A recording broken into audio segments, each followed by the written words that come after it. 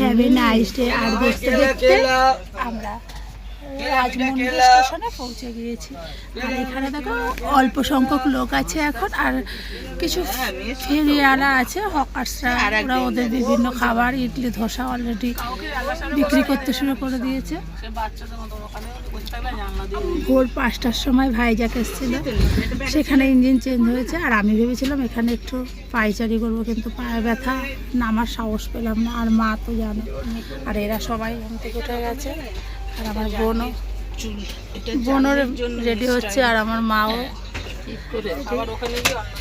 যাই হোক, ট্রেনটা ছেড়ে দিয়েছে, আর আমি তো উঠে পড়েছি, তোমরা তো জানোই।